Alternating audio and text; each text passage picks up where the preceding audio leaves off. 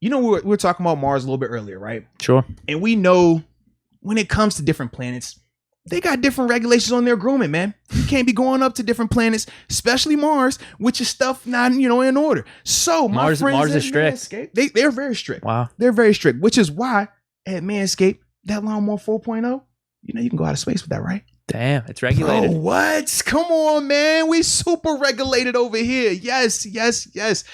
Our friends at Manscaped, they create the best products when it comes to below the waist grooming. I'm talking they're undefeated. Now, not just below the waist. If you need to go into your other delicate areas, the Lawnmower 4.0 is perfect for you because not only does it have the light so you can see, we talked about that. Sometimes some places are a little bit darker. You need to turn the light on. I mean, if you're navigating through space. Come on now, on the final frontier. Yeah. You want to make sure that you can see. You don't want any asteroids getting in there, especially when you're down by the stubble. We don't want any of that, all right? Watch out for those meteoroids too, man. Just, hey, keep them separated. All right. Low and slow. But with that Lawnmower 4.0, that performance package that we love to talk about, because the performance package, that's actually something that we're giving away later on. But with the performance package, it comes with that Lawnmower 4.0. It comes with those weed whacker trims. Yeah, because you can't have them nose hairs, ear hairs. I don't know, Deke, the people on the dating scene, but I've heard it's not really attractive. It's not a good look. It's not a good look. So you don't want those problems. But you got that in that bag right there. Also a travel kit so you can put everything in there. And we can't forget the ball reviver and the crop refresher. Keep those balls revived. Keep that crop refreshed. It's that simple. And it would not be a promo. It would not be a sponsor if we did not have something for you, man.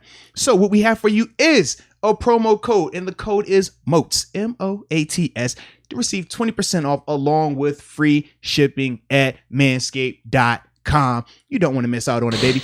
People have been talking about him saying we need to watch out for Marcus Allen. This is Toxic One North. He brought up Marcus Allen actually for that, man. So what are your thoughts on Marcus though, man? In terms of seeing him in this game, how much should we see of him? Are we going to be seeing him strictly at linebacker, do you think? I feel like it will strictly be like he's officially inside linebacker now. Absolutely. I think he's only going to be. I don't think we'll see.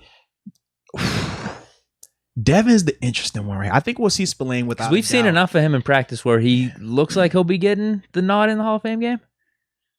You talking about Devin? Yeah. That's the part where I'm just like, because last time we talked, it was a no. Right. Because the thing with Devin is he wasn't doing back-to-back practices. He wasn't doing team portion of practice. It was more so individual periods, maybe a play or two here in a drill. And going into yesterday, early portion of practice, he did some team stuff. But like I said, it was more of the scripted work. So if we see him, I think it will be a super small amount, because we talked about when you throw a guy that hasn't been practicing as much into a game situation, your body isn't conditioned for that. So you talk about pulls, soft tissue stuff, hammies, that's the type of stuff, growing, that's the type of stuff that becomes a little bit more, at risk, because a practice tempo, even though Devin Bush is a 4-4 guy, Devin Bush isn't running 4-4 every play in practice. Nah, you run 4-5, 4-6 because everybody else, it's a practice setting. So the tempo is died down a little bit. In the game though, everything is, you got to go. And if you haven't been getting your body acclimated for that, you're just going to open it up for other injuries. So even though he was out there practicing yesterday, if he does play, I think it is a small amount in this first game. I think we will see him in the preseason once he is like completely good to go and they're confident with him. But with him coming back from injury right now, I don't think we'll see a ton of him. So I do think that does make Marcus Allen, he'll get more opportunities, man. He's higher on the depth chart than UG3, right? Yeah. So it could be him and Spillane getting a lot of work early on. Yeah, seriously, man.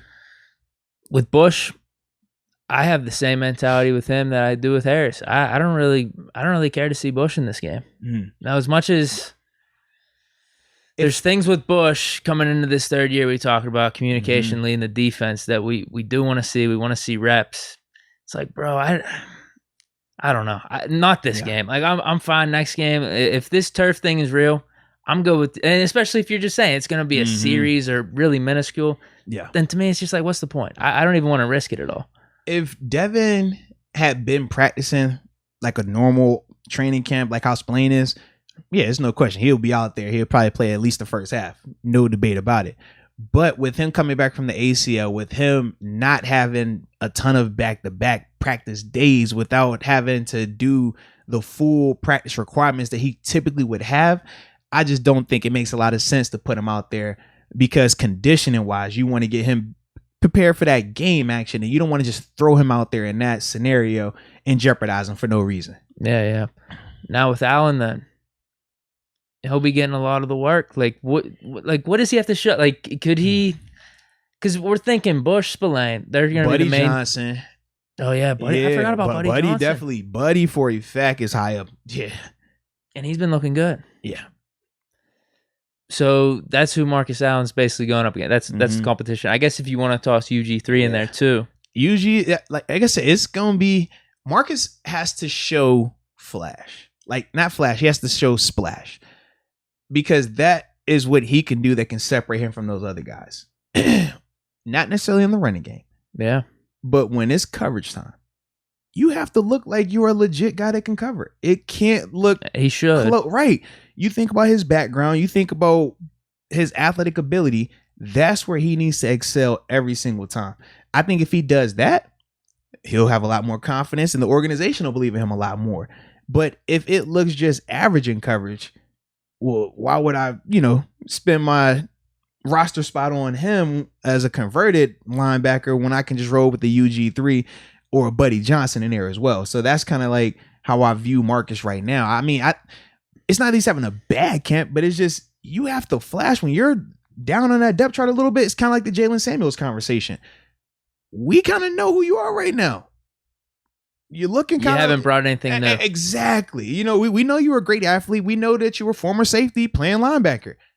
We don't want to look like former safeties playing linebacker anymore. We want to look like crazy athletic linebacker playing linebacker. That's what it should look like. And that's going to be what I'm looking for from Marcus in these preseason games. I don't think it has to necessarily show up in game one. I would love for it to. I think that will set his trajectory better. But as a whole, he's going to have to create some splash in these preseason games. So those are the 5 inside linebackers. Mm-hmm. Are we saying 4 make it?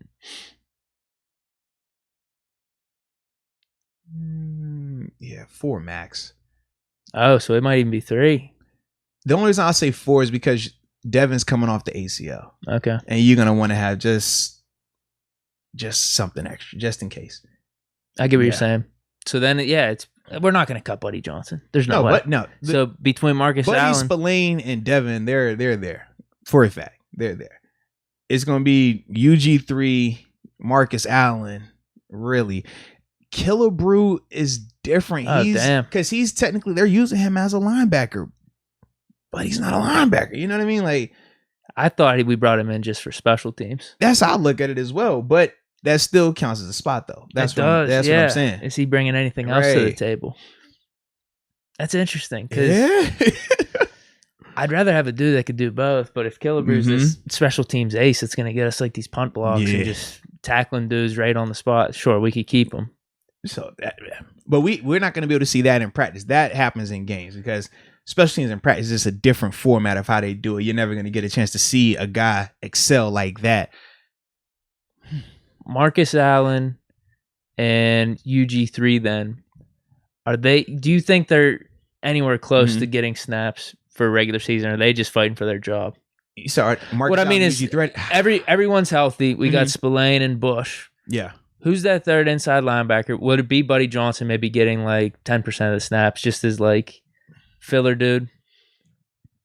Whereas it's hard to say that about Buddy because he's young, That's what I mean. So are any of those guys actually playing for time in the regular season? You think it's just going to be 100% Spillane, 100% Bush? Honestly, I think it's going to be 100% Spillane. Start off for like Bush, the first however many weeks. Until whether somebody's playing bad, somebody gets hurt, I definitely think that's how they're going to roll with those two guys. I mean, just based on what I've seen in terms of how they're utilizing them, the practice rotations and stuff like that, the groupings that they're with. Yeah. Spillane and Devin, anytime, like Spillane's been exclusively with the ones. Devin exclusively with the ones, but we said with Devin, he's not been taking every rep. So that's the part where you'll see Spillane go through the first 2 plays with Devin. Then he'll have a play or so with Buddy. Then it might go nickel, and you might see a can't drop that one just yet. Yeah, I'll be to drop it in like a day when it shows. But it'll be a different person next to him in some of these package balls. But you will literally see Spillane just kind of go through the list of like the different guys next to him. So that's why I'm just like, I don't see Buddy really getting out there like that over Spillane unless Spillane is playing bad. Because Buddy, he fits the Spillane mold. Yeah. Marcus Allen fits the Devin Bush role, but we already know what his limitations are. Ulysses Gilbert, once again, is more so just the health concerns. Continue to show us you're healthy, continue to be a good player, you'll be fine. Because athletically, he is the most on par with Devin Bush. But we also know, like I said, productivity hasn't always been there with him. But yeah, with Mark, I just don't know, man. He's going to have to create the turnovers. He's going to have to create those wow level plays to really make it hard for them to say, all right, we're going to make you that guy. We think you could be this last linebacker in this group. Like, because you're not going to keep him if he isn't producing like that. Yeah. Because it just doesn't make sense. No, definitely. Confidence in the Spillane Bush pairing then up to this point, just off these couple weeks of preseason. I've liked it when I've seen it, but I've liked it more so because of how I've seen them work individually. I've seen Devin having to cover running backs out the backfield. He looks good. Now, granted, I haven't seen the matchups that I necessarily want to see, but in the matchups that he's had, he's looked good. Spillane, for the majority of the matchups that he's had, he's looked good. He's had a couple of them where he's just bad matchup. It's like Pat and Najee. I'm just like, I don't need to see you, Robert. And you know, Rob, that's my dude. Like, we love Rob. Rob was the homie. He came on the show, was a dope dude before he blew up. Like, he always been. I think we helped his trajectory. I mean, we low key, but nah, I ain't gonna do that, man. That's the homie, man. That's all, Rob, man. We appreciate you, Rob, for even taking some time to hop on with us. But with Robert, like I said, as long as he's been matched up with guys in his framework, it's fine. When it's been Najee, what y'all think? You know what I mean? When it's Pat, y'all reading the reports from Pat, I can 100% confirm it. If Pat is running a route, it's a catch. It's a catch. Who compared him to Kelsey? One of our linebackers compared him to Kelsey. I promise you I can see it. I'm like, bro, okay. Dude, but he's bigger than Kelsey though too. Like if he could get that blocking situated, holy shit. I've been more surprised with his route running at the NFL level. Like I thought he could run routes well at Penn State, but the way they used him at Penn State was a little bit different. Watching him with some of the drills, how he's stretching the field, really having to go vertical, you're just like, yo, he is a nightmare. Because he's too big to get physical with up front. He's too fast if you put one of these regular linebackers on him. He's going to be way too big for any safety that's out there. Are you just thinking? He can legit go up and get it. Like I saw, man, Haskins threw a pass to him in the red zone, bro. It was first off a laser overthrow by Haskins. But literally, Haskins put this ball up here. Defender's right here. Pat is just up here snagging in it. I'm just like, I'm sitting here looking like this. My co-host looking like that. Mink is sitting on the sideline. He's over here like, God, dog. Like, Pat is different, man. Pat is different.